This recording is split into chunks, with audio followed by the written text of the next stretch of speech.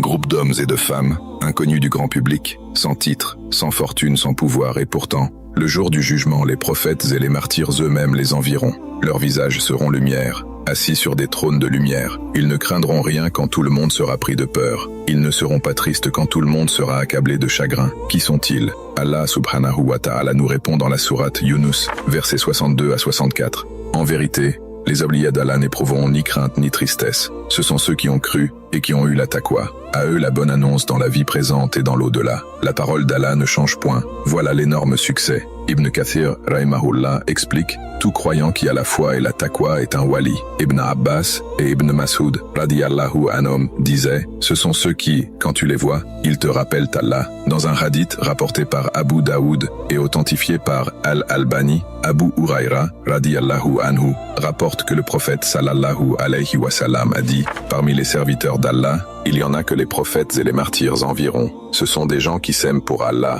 sans lien de sang ni d'affaires. » Puis il récita ce verset de Yunus, et dans Sahih al-Bukhari, un hadith Qudsi, Allah subhanahu wa ta'ala dit « Quiconque s'attaque à un de mes alliés, je lui déclare la guerre. Mon serviteur ne se rapproche de moi par rien de plus aimé que ce que j'ai rendu obligatoire, et il continue à se rapprocher de moi par les œuvres surérogatoires, jusqu'à ce que je l'aime. » Alors, qui sont vraiment les awliya d'Allah? Ce sont les croyants qui l'aiment et le craignent, qui obéissent à ses ordres et s'éloignent de ses interdits. Pas une classe privilégiée, pas un titre hérité, mais un rang qu'Allah donne à ceux dont le cœur est rempli de foi et de taqwa. Et cette porte-là, elle est encore ouverte, aujourd'hui, pour toi et moi. Qu'Allah éclaire tes nuits par sa lumière et apaise tes inquiétudes. Tape Amine en commentaire.